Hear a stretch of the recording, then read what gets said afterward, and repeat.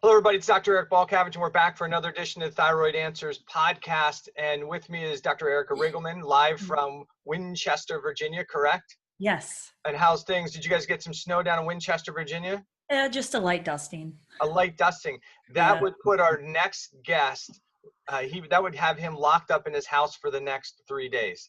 According to what I've heard, he had 4 flakes of snow in England, and now they have been locked up in their houses for the last 3 days. So good news is you're used to it. We're used to it here. We got 3-4 inches the other day. But our next guest and a good friend of ours, Dr. Alessandro Ferretti, is lost and stuck in his home.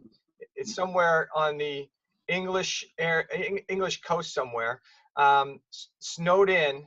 But the ability of the fact that it snowed and he's snowed in lets us be able to talk to him, because otherwise this guy travels all over the place, educating people everywhere, but it gives us a chance to meet with him. So Alex, how are you today? And welcome to the podcast. Hi. Thank you for having me as always. And it's good to catch up with you, Eric in specific, and nice to meet you too, Erica, of course. We had a little dust. I used to go ski in the Alps in Italy, so this shouldn't be enough to come to a complete halt for the whole country. But especially when I'm at where I am in inland, my morning walk watching the sunrise were absolutely stunning. So there are benefits of that, and the not so good benefit is that kids are off school. Right. Good. So, good. But yeah, that's not so right. All right. So Alex, we know you as the guy who talks about the ketogenic diet and a ketogenic lifestyle and the analytics guy when we go do seminars. But tell us a little bit about who you are and what you do. So I qualified as a nutritionist, a science-based college. There's a little hiccup in there because science was, I think, very carefully selected rather than exposing us to a whole variety of things. And started to study metabolism and research in metabolism. And then I got more and more interested, studying a little bit of statistics, wanting to understand a bit better how to observe data rather than massage data and just read abstracts, and trying to draw inferences from that. And got involved in a couple of projects, mainly self-funded, to try to understand how to optimize metabolism. So looking at metabolic efficiency. So in the last few years, this is what I've been doing. And one of my area of interest was really trying to get the most out of mitochondria, which are houses, cells that make energy. And in that, and also that I had a unjustified higher level of fasting glucose prompt me to study ketogenic diet. And this is where my focus had been in the past for quite some time. Then obviously looking at all the variations on that matter. So low carbohydrate, but high carbohydrate, high fat, low fat, Mediterranean, Ornish. So looking at the variety of diet methodology in order to improve performance, not only sport performance, but also just general well-being.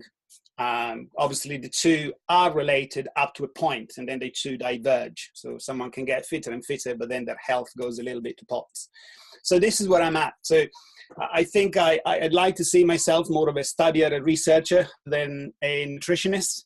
As per the last 15 patients I had, I very rarely engaged more than 20% on dietary changes. All the rest was lifestyle. So, and that's now my area of research. So look at environmental influences on physiology in general. And I think that's huge. That's what I'm at. Yeah, for our listener group, this is the Thyroid Answers Podcast. And for a guy who's focused on metabolism, I mean, that's key to what thyroid hormone does. And Dr. Erica and I talk about quite a bit on the podcast is one of the biggest influences on thyroid physiology isn't what's happening at the gland, but what's happening at the cellular level. So a lot of the focus, and I'm sure it's the same in England as it is here in the US, is on TSH and T4 and what happens, what the gland is doing. But we know that the gland can put out thyroid hormone. But once that thyroid hormone gets to the cells, that's where everything changes. Depending on what's happening from a stress and inflammatory and lifestyle standpoint, T4, which is that primary prohormone, can be converted to T3 and stimulate metabolism, or it can be converted to reverse T3 and it doesn't stimulate metabolism. So it is what's happening at the cellular level that really is the most important, and lifestyle plays a huge role in that. I know you've got your Oura ring on, and sleep plays a major role.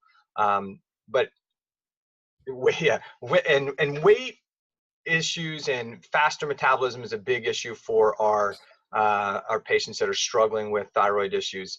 And for us, it is a lot about what's happening at the cellular level. But some people go into diets, and one of the things that when they're struggling with weight is to do a diet, right?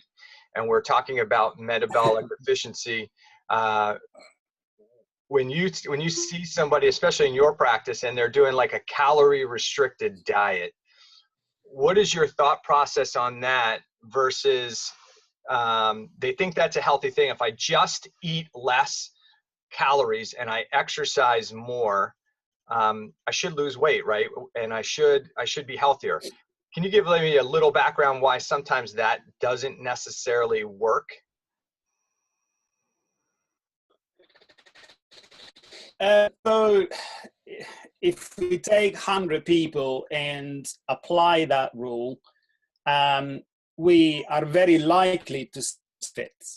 But however, in people that have very strong metabolic shifts towards higher free radical production, or they're not metabolically very efficient, or there are some neuroendocrine dysfunction, that substantial rebound effect. The other thing that I'm always that their relationship with food can also change. I studied some counseling and psychotherapy in order to try to understand a little bit better what was the line connection. So basically, how our attitudes towards certain things, including food and eating time, etc., can affect our physiology.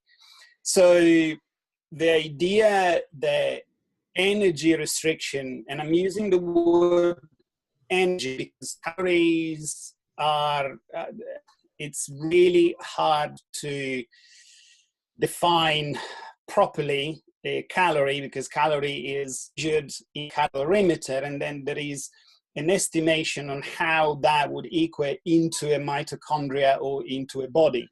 And there is a huge assumption that this relationship is linear, and it isn't. So in fact, very recently, there were two main models that have been considered. One model and the other one is called the constraint model. All of these, I think, are very relevant to thyroid because depending on how efficient the body is in extracting energy from food, then thyroid function can be greatly affected. So the additive model is that you have a certain metabolic rate, and is the baseline, normally measured around 5 a.m. This is where the gold standard is, in 20 and 30 minutes. And then anything that you do on top, okay? So if you go training, if you go walking, if you work hard, if you have lots of cognitive work, anything is added. But that doesn't quite work out. So recently, some of the new theories are looking at constraint models. So a certain amount of energetic intake, the body becomes more efficient if we add extra load, like physical activity. So technically, the intake doesn't actually change that much. It's just that the body becomes more efficient in perhaps extracting and producing perhaps less heat and less free oxidating radical, and in addition to that, start to own other functions. So to answer to your question, the reason I made this preamble is because if someone is not very efficient in energy and suddenly they go into a very energy deprived state, the rebound effect can affect major metabolic pathways. This is where the thinking is actually going towards now.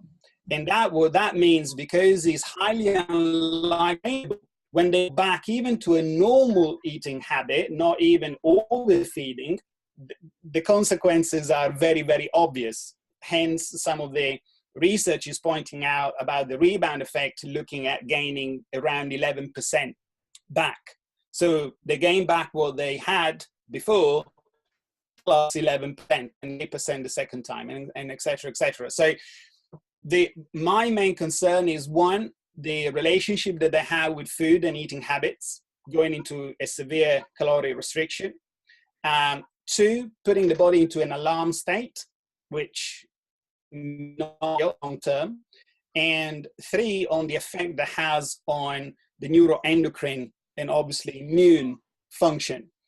And that's the reason why I would always suggest to someone to want to embark on that, to work with a health professional that has great experience in different subset of populations, not athletes, and then trying to extrapolate that data and make it relevant to a completely different subset, i.e. diabetics. And this is happening so often. Someone brings me a study, I look at the study, look at the subset of population, and mismatch. So we can get guidelines, but we cannot transfer. And I think it's really relevant as far as thyroid function, because obviously regulating such an important aspect of metabolism, regulating hormones, in someone goes into a heavy stress response, then obviously thyroid function, my understanding, I'm very ignorant as far as thyroid health, these are really negatively affected. Yeah, one of the things that we're going to see in thyroid physiology is it's a protective mechanism. If you put more fuel into the system, that will trigger the system to increase activity, right? So if I got more fuel, I'm going to burn harder. I can raise my metabolism because there's plenty of fuel there. When there's reduced fuel, like a starvation diet, then the body's going to say, hey, I've got reduced calorie intake, I've got reduced fuel, I've got to slow metabolism down because I've only got a specific amount of energy to utilize for all these resources. So it's kind of the opposite effect. I think the other thing we see is the person thinks, well, the reason I'm overweight is because I eat too much and I don't exercise enough. And that's not typically that may be the case for some, but it's not calories in, calories out. It's more a factor of the state of their health. The healthy body will burn fat efficiently. It'll turn up the heat, will sweat, will do the things that we need to do. Where a sick body is going to store fat, regardless of how much intake you have. There's going to be a storage issue. So there's precisely right, and so there's probably a difference between when people say and I know Erica wants to get into this, so maybe I'm going to let her ask this question. When people say, okay, I'm doing, they've heard that they've gotten past the point where they've heard that fat's bad for you, and they now want to kind of switch to eating more fat or a ketogenic diet. And this is really getting into your wheelhouse. I know Erica, we talked a little bit before the show started, had some specific questions. So I'll let her jump in and kind of ask those. Yeah. So when patients are coming to me, a lot of them have heard of the ketogenic diet. They've heard of the benefits of it. And, they're trying to dabble in it. And, they're like, yeah, right now I'm gung ho, I'm doing the ketogenic diet. And when I ask them further, okay, so tell me what your diet looks like. Tell me what you're eating. It's often, well, I'm eating cheese and heavy cream and meat and more cheese and more cream. And so it's very much meat, protein, and dairy based. And when I kind of allude that we've got to switch them into eating, a wider base, vegetables. Yes, we still want meats, but we want to dabble in some of the other fats. They seem very closed-minded in that they're not going to have anything to eat. And so how do you overcome that aspect of where people go into the ketogenic diet and only want to consume dairy? So it's a absolutely great point, and I'm presented with this conundrum so many times, as you can imagine. So education is the answer. So I bring I bring to their awareness that there is a diet style, and then there is, let's assume, let's call it a score of healthiness within the style. The style does not give you the healthiness. So as per many diets, or virtually any diet, you can do a healthy version and an unhealthy version. That is, so you go a Mediterranean diet, but Mediterranean diet is not just pizza and pasta, and that's it. So Mediterranean diet is it can be very healthful, it can be just very restrictive and very, very limited. Same thing with ketogenic diet. So I tend to bring this to their attention, but really stating the basic cardinal point of the diet, and reminding them that the diet is a tool, is not forever and ever kind of dietary lifestyle. There are very, very few people, and perhaps not in such a common region of the world, that are actually more suitable for a more low diet.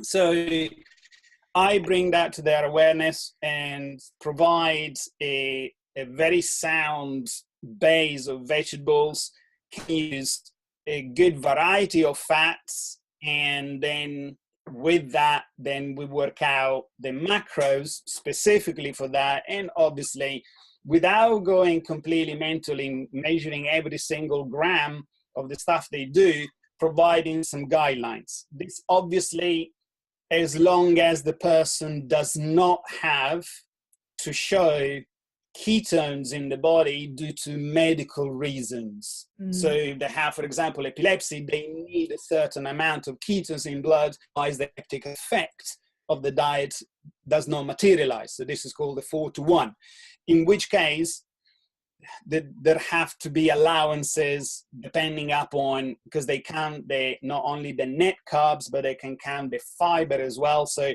it starts to be very, very tricky to maintain health and at the same time to be ketotic all the time.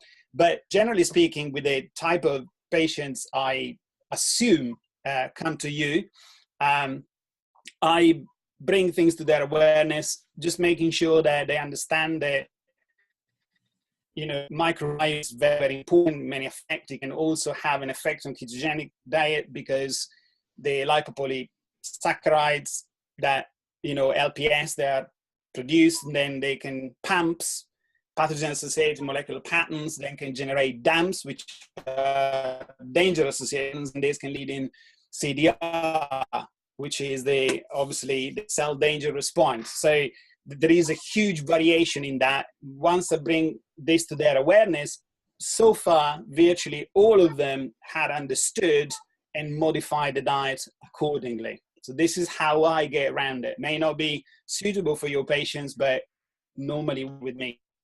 No, I definitely think the education is key. And that's huge with my patient base, you know, making them, for one, most of them don't know. So once you educate them and they understand the why behind it, they often are on board. But I often see with the vegetable side of it, they're afraid to eat vegetables because, you know, certain vegetables have higher carb intake. And so they're stuck on a number and they're like, well, I can't eat vegetables that has too many carbs in it, and I'll reach my quota too quickly. Yeah. And so then there becomes a fear-based, so they just gravitate towards protein.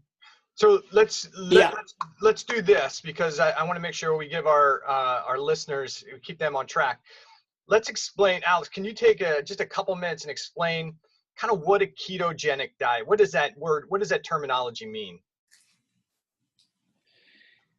Right. So there is a substantial level of confusion. Not referred as ketogenic diet is when blood ketones go over 0.4, 0.45, 0.6 millimolar, slightly different variations on the definition. And the problem is in the definition. So normally beta-hydroxybutyrate, when it's found, which is one of the ketones that is normally measured in blood with a little, you know, a kind of skin prick test, when it's in the same, or let's say more above, let's assume 0.6 millimolar, this is when people would define as the start of ketosis, which is also true. It is partially true, but the problem is with that is that we also have other ketones, mainly two.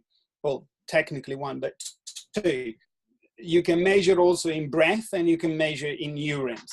So the definition of ketogenic diet is highly dependent on what people actually mean by ketogenesis, because you can show very low level of butyrate in blood, but have really good level of breath ketones, which is known had been a conversion into a ketotic state.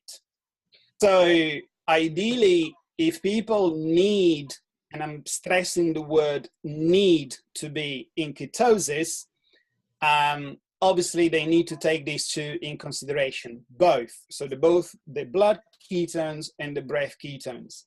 There are no quick tests right now to measure one of the ketones in blood, acetoacid, which then is converted into acetone for your breath. But that, in a nutshell, is what people mean by ketosis. So the easiest ways to see that is for people to refer to a ketogenic diet is actually given by the macros in the diet. So people would be following a certain protocol, and that would be called a ketogenic diet. But in my view, up until ketosis is manifested, I'm not sure. So there is a substantial confusion in the definition of it. So if we have we have the standard American diet. I'm sure you have the standard English diet there, which has higher, right? Which has a tendency to be higher in lower quality fats, more carbohydrates, more processed food, more essential, junk food, right? And so somebody who's got a compromised thyroid physiology or just compromised metabolism, if they switch from that style of diet, and we talk many times in our world of an autoimmune diet for a lot of our patients, where we're really taking them from the more antigenic foods, dairy, wheat, eggs, yeast, soy, trying to get them off of those things, kind of really try and get them to a more whole food, real food diet, kind of like the way it walked the earth, swam the ocean, came off the tree or out of the ground, right? That's really what our focus is trying to do, is get them to a more real food, less processed food diet. For those people, as they make that shift, they may be improving their diet, but not ketogenic, correct? Correct. And so sorry. So I think that I think there's some confusion for some people that if they're going to go, that there's either you're either in ketosis or ketogenic, or it's not a benefit to eat kind of in that direction, right? If I'm not in ketosis, what's the big deal? It's not going to be a difference. But moving towards a more ketogenic lifestyle, which I think is kind of what you were saying, ketosis maybe versus a ketogenic lifestyle. Do you see any downside to being more of that ketogenic lifestyle where we're eating more veggies, more healthy meats and fishes, more healthy fats, and less carbohydrates? Do you see a major downside to either making that shift? So the only downside I would be inclined to think as the primary focus by making a very strong switch is relating to the type of reactions that people may have switching from one type of diet to the other.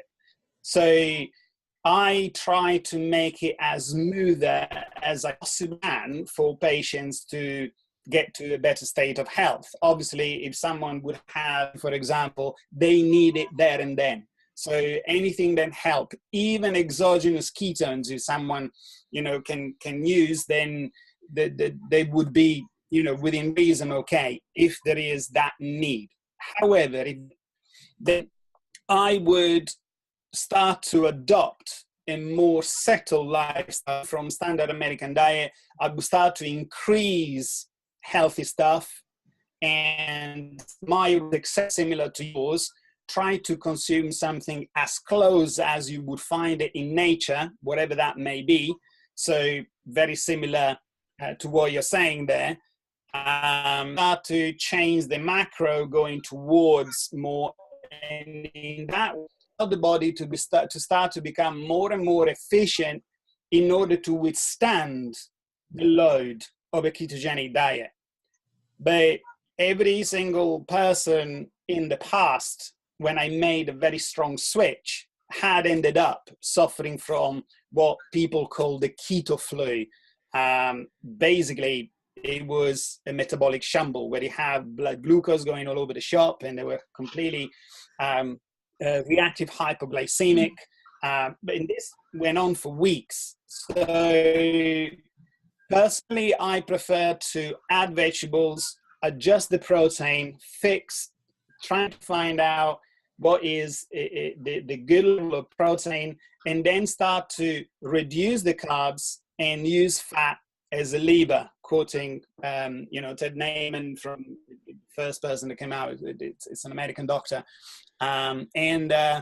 This is very, it makes it a lot smoother in that time and period. Obviously, you also have the possibility to check your electrolytes and maybe, check certain things that will allow the person to have a much better rhythm and increase their metabolic efficiency as they get into a more ketogenic state, if obviously is needed again.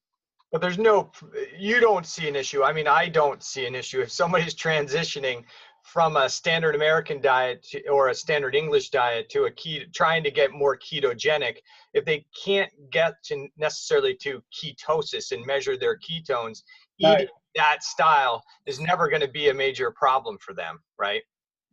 No. In fact, I see more of a problem in people going straight into ketosis when their metabolic efficiency is very poor. That is when I see my major concern, because especially if the type of patient is the one that Erica referred earlier, then they think they are, oh yes, I'm eating deep fat fried bacon and, cheese only, and there is no vegetable inside. They're gonna really, ketones will show up in blood, but they're really gonna suffer. And in couple of cases, better until we started to make the diet much healthier with, a base of vegetables, using vegetable as the carrier for the fat, adjusting the protein, fixing, finding out the good level of protein. So yeah, totally, my experience is totally congruent with what you're saying. Yeah, I think there's that level of inflammation. If you're still eating inflammatory foods, it's, you're kind of negating some of the anti-inflammatory properties of being on a ketogenic lifestyle or even in ketosis. And often patients will do like a ketogenic lifestyle for a week or two, and they're like, oh, it didn't work for me. But it can take a while for people to get into ketosis, correct? Some people, it could take months, right? Correct. So depending upon how the strategies that they use, and this is a great comment because so many times people are used to do the quick fix. So they have a headache, they take a pill, the headache goes away in half an hour. Okay, with that, put in this way, if I have an athlete where their fuel efficiency, it's already in the top, 10 across population. So they're very efficient in, burning fats for fuel, burning anything for fuel, really. If they have an important event any sooner than 6 months, going from a healthy, non-low, I would not suggest for them to attempt to go keto or low carb, high fat. So this is the time I would allow for someone to really familiarize and metabolically make that to just burn more fats, as a higher proportions of fat versus carbs, limitation. So in a normal individual where the efficiency is much lower, generally speaking, I would not want to make any prediction within 3 months. If it happens in 4 weeks or 3 weeks, great. But normally, I would allow a lot more to stabilize for a better efficiency. So a couple key things I want to make sure we talk about. One, when we're talking about this kind of ketogenic diet, metabolic efficiency, what most people you typically are running on is glucose, right? And so they can run on glucose, you can run on fats as kind of sources of energy, right? And most people, if you're consuming a bunch of glucose, carbohydrates, that's an easier fuel to convert into energy and to burn. And so less people are typically burning. As long as you have sufficient and lots of sugar hanging around, the body's not going to dip into fat stores and try and use fat as a fuel primarily. It'll continue to use the sugars. And so when they are using more fats and they have lower carbohydrates, that's pushing them to develop more of these ketones. Is that a simple way of explaining that? That would be a kind of version. And the body will always, if there is a glucose available, the body will go for glucose. And also, if there are some metabolic responses to carbohydrate, normally the fat oxidation is generally reduced. So people can have good levels of fats in the diet, but if they eat a certain amount of carbohydrates to which the body, a reaction to it, normally would actually stop lipolysis or dampen lipolysis and shift the burning fuel more towards carbohydrate, because we always have glucose in it, we have to.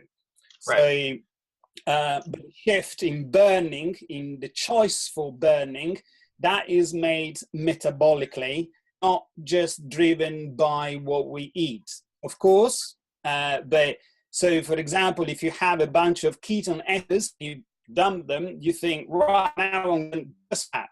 Not quite, because even that has a dampening effect on the body using fat as fuel.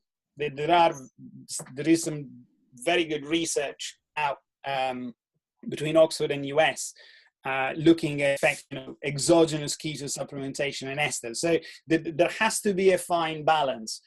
Ideally, we want, if someone wants to burn more fat, even low carbohydrate, high fat with some fasted walks in first thing in the morning can be a really, really great and effective way in order to stimulate that process of burning more fats versus carbohydrate and really increasing that metabolic efficiency without having to have the burden of being keto. So that's the reason why I just wanted to make that point, because so many times people think unless I'm in keto, I'm not going to burn fat instead of glucose. And that's not technically correct. Right. So they can burn fat or glucose as fuels. The body kind of determines which fuel is the easier fuel or more efficient fuel to burn at times. Maybe that, since you talked about the walk, maybe that's a good time to talk about eating a higher fat diet, wanting to burn fat, but doing exercise styles that don't lend to actually being efficient at burning fat. So can you talk a little bit about heart rate exercise and why oxygen and being in an aerobic state may be more important to burn fat than being in an anaerobic state, and what those things mean? Yeah. So the body utilizes fuel imagine like a proport needle. Okay. So on one, if you go in a heavy glycolytic type of activity, so for example, me in a sparring session with my pals or sprinting, or that is purely glycolytic. So in that way, the body will skew the fuel provision from mainly glycolysis and therefore having to use carbohydrate, because hydrate will not give the same amount of ATP per mole, the same amount of energy per mass, let's say, or per number of carbons to be more specific, but they can be burned very quickly. Whereas if you go for a steady, fast-paced walk or a hike or something, as long as there is enough time and oxygen available in order for the body to burn, if the body is metabolically healthy, should go more to fat kind of fuel provision and fuel choice. So see that as a proportions. In fact, as I mentioned athlete earlier, even athletes that are not, they are on a typical Western athlete's diet, they are already burn way more fats than normal subset population. So it is always a proportion between the two. So many times I ask patients to do some fasted activity in the morning, first thing. And normally we see a shift within the fat levels, even just an hour afterwards. If you measure breath ketones and other ketones, we did a study that it should be published very, very soon, looking at athletic performance and ketosis. And these were all endurance.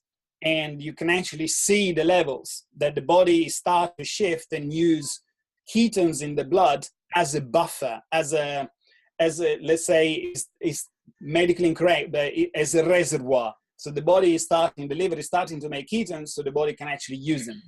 As soon as they were entering high heart rate zones, then obviously glucose is preferred. Right. So if they're in a higher heart rate, they're going to be in a more anaerobic state. They need to make energy quickly, and glucose is the primary source there. If they're in a lower heart rate, then they're going to be in an aerobic state where they're using oxygen to make energy. And healthy fat burning really is an aerobic machinery, right? So that we're more efficient in fats through something called beta oxidation if we're in an aerobic state. So is there a recommendation? I know that I use the Maffetone kind of calculation for a lot of my patients. Is there a number that you would recommend for people to be more aerobic? They put a heart rate monitor on or a watch on, and they can look at their heart rate when they're being active. But what's the heart rate, that formula that you use for people to be more fat burning? Well, Maffetone was actually in our study. Or I was in theirs, whichever way you want. I don't want to take merit for setting up the study at all. So there was a study where, me, Dr. Phil Maffetone, Dr. Dan Plews, Professor Paul Larsen, and et cetera, and the person that actually made the study, which is Luca Ciprians, where we actually use, to answer shortly, I would use the Maffetone method. So you go nice and steady. The main reason is, Eric, because in my sport subcell population, I can ask them to measure anything I want. In general population, the least amount of faffing I ask them to do, the higher is the compliance. Generally, there are exceptions, there are caveats to that, of course. But normally, I say, right, if you stop being able to talk relaxed, then that is kind of the limit. Is it high-end zone 3, low zone 4? Well, yeah. So method is also highly relevant to the person. So if you start walking and you increase very, very gently, or start jogging, if someone is healthy enough and they can do that, and they start jogging, you see the heart rate increases very, very gradually. It then gets to a point where suddenly it shoots up. This is what we refer as body starts to up, okay?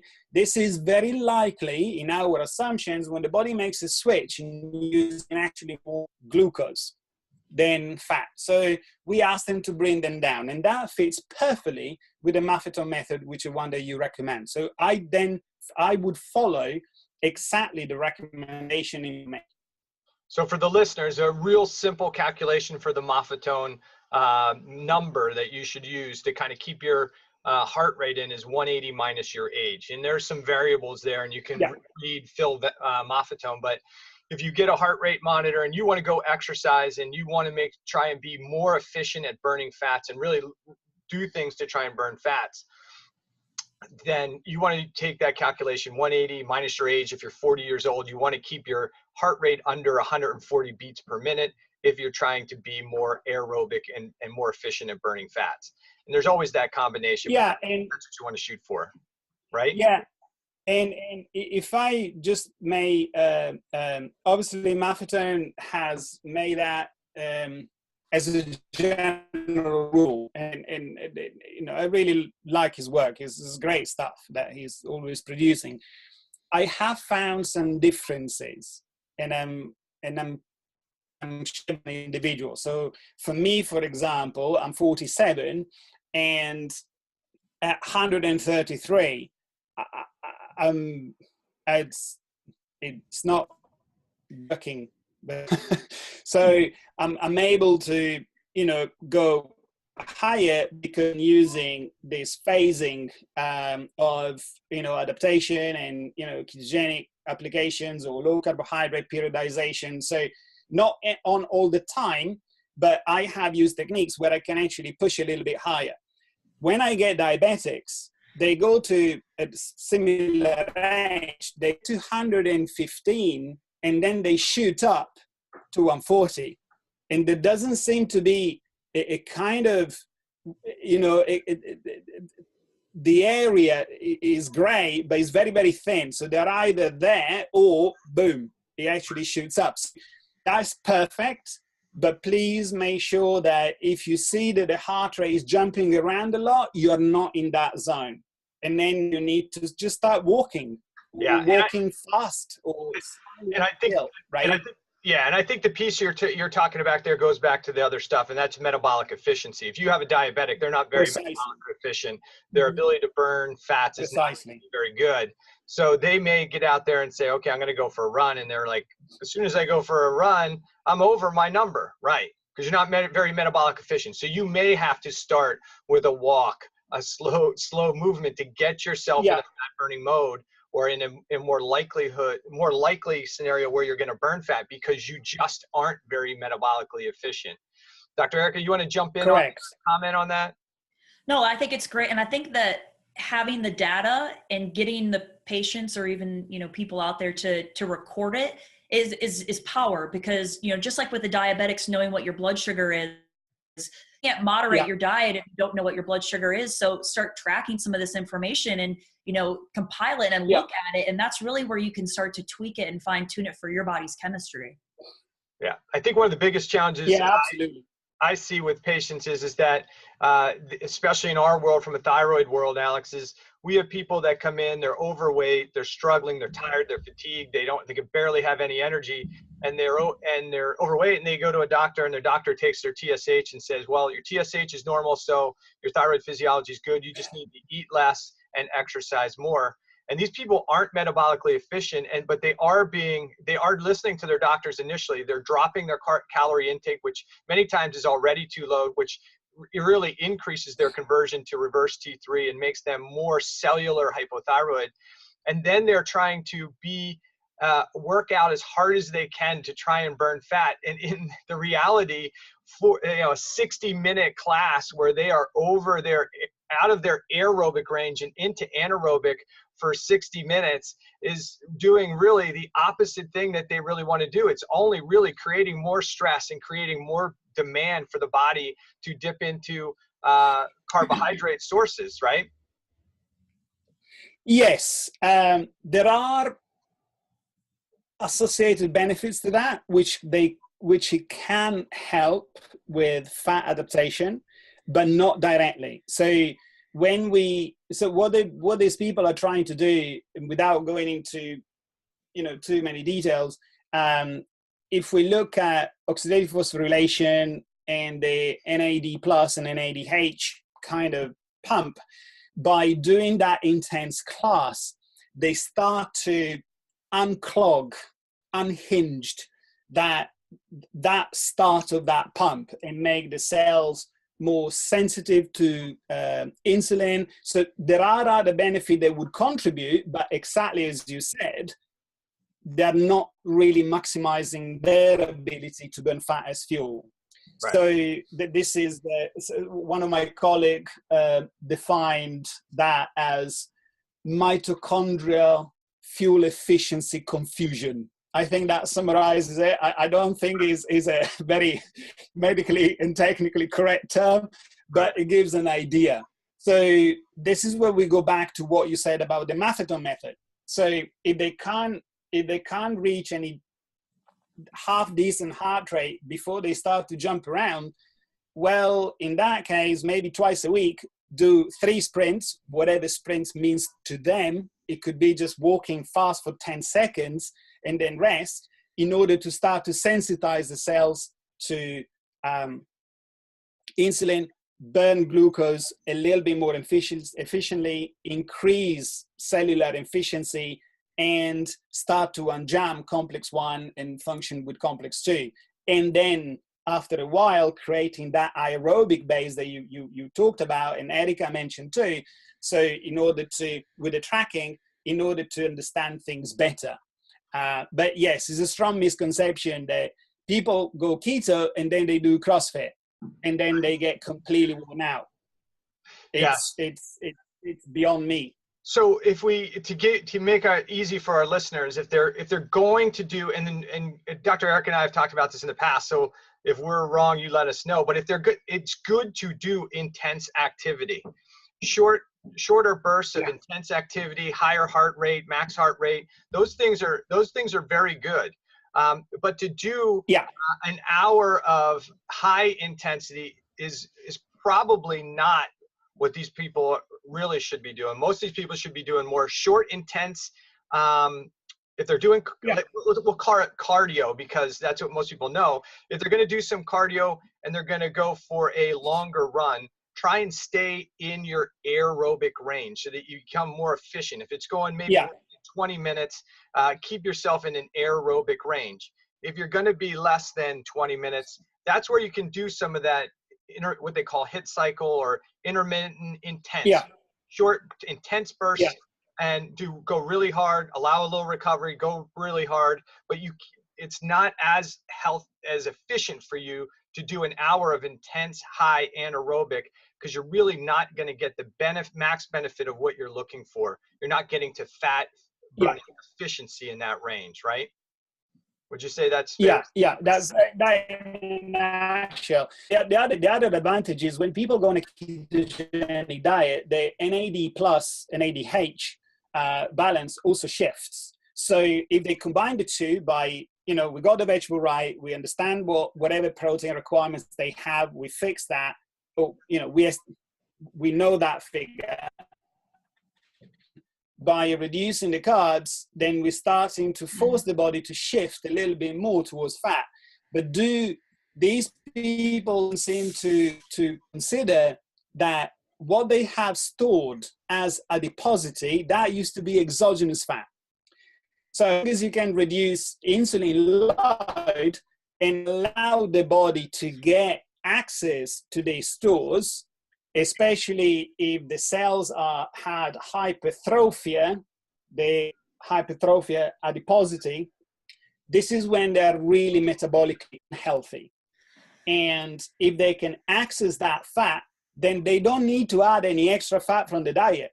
So this is where I need to be careful with food proportions. And people say, 5 to 7% of carbohydrates, 15 to 17% of proteins, and the rest is fat. No, it's not, because if the person is obese and they're trying to utilize more fat, I think they start to access their fat stores by also keeping the fats low from the diet, because they already have plenty of fats that used to be exogenous and now has become endogenous, or had been endogenous for a very long time.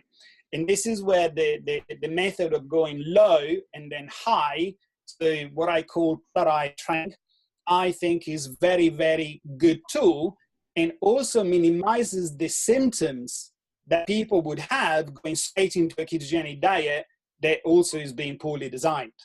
So there are various benefits in doing 1, maybe 2 sessions a week of high intensity, very limited time, but the in between the two, this is where most of the time I see a substantial increment. So you either sprint HIIT or ground aerobic tolerance. rather than 3-4 times a week, that hour, which is neither or, and it just keep consuming only the glucose hormones, which then I'm sure you can teach me, both of you, how these affect thyroid hormone. Right. So there are substantial changes in that.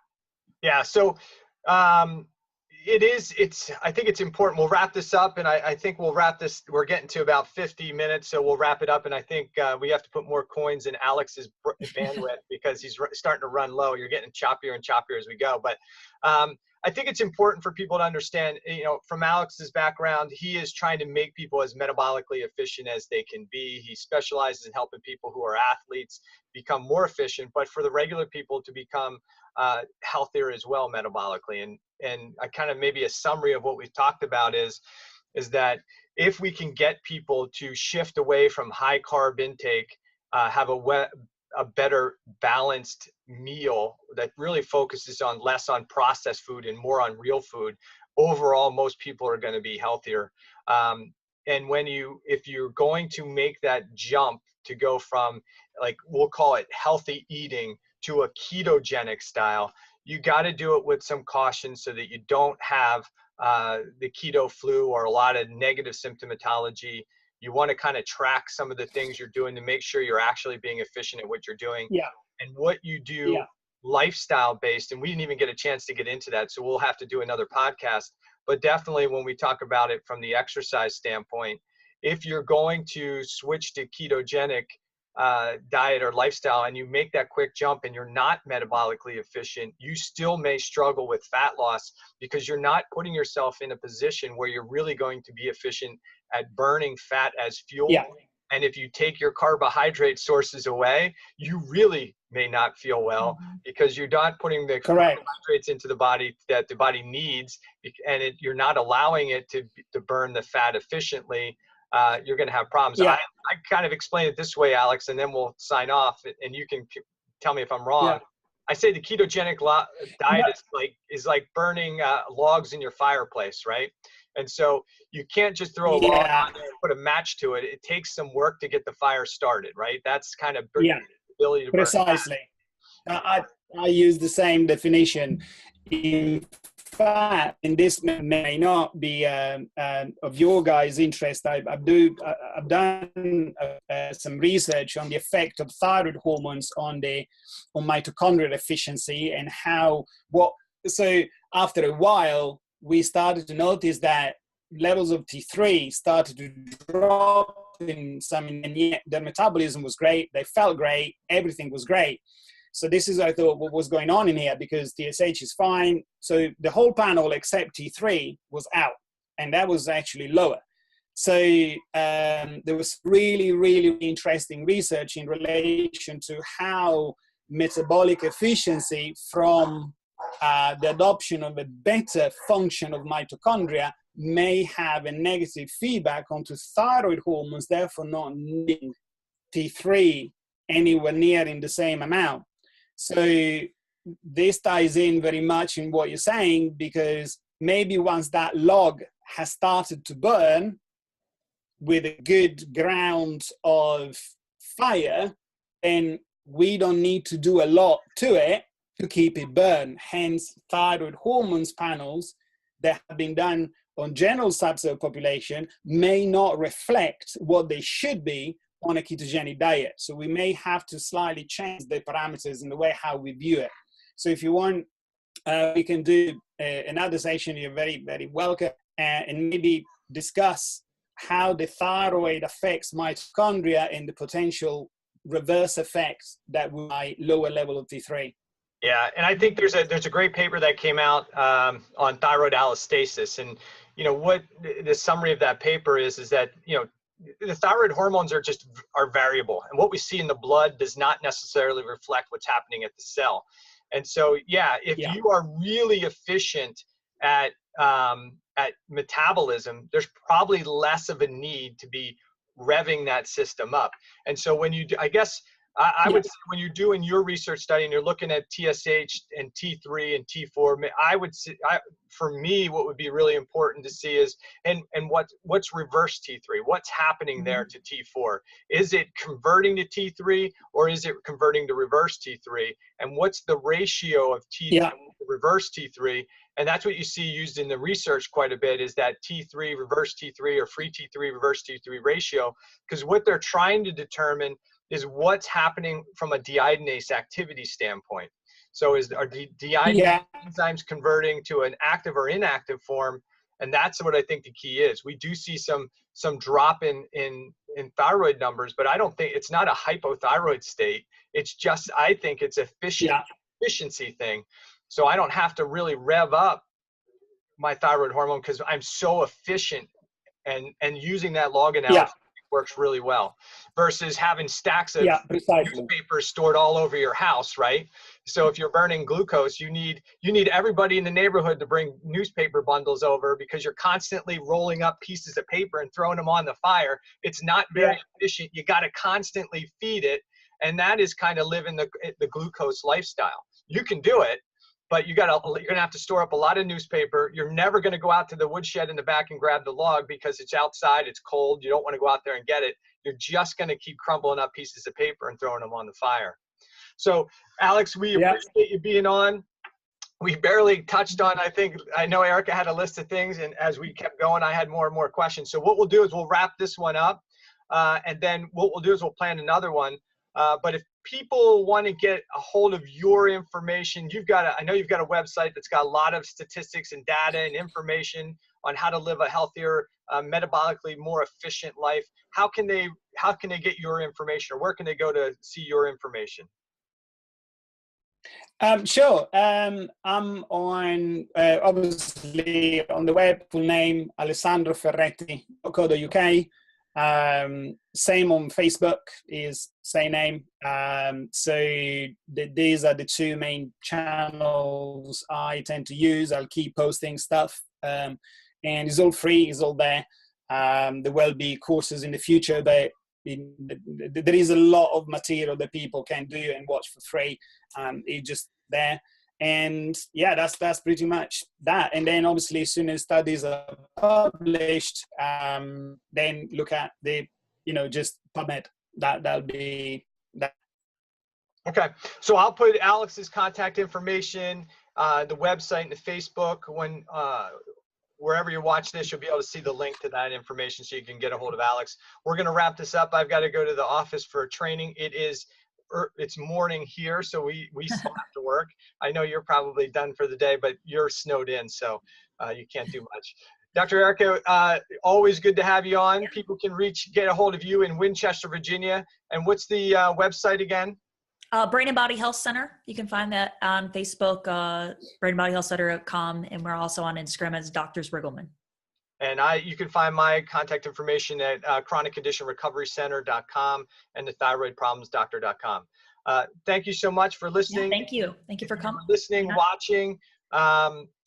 Please go to iTunes, give us a nice, any kind of comment on there is good, but we'll take a 5-star. That's usually the best. All right, Alex, thanks for coming on with us. It was a pleasure talking to you again. And we'll be back in a couple months for another edition, okay? Sure. Bye.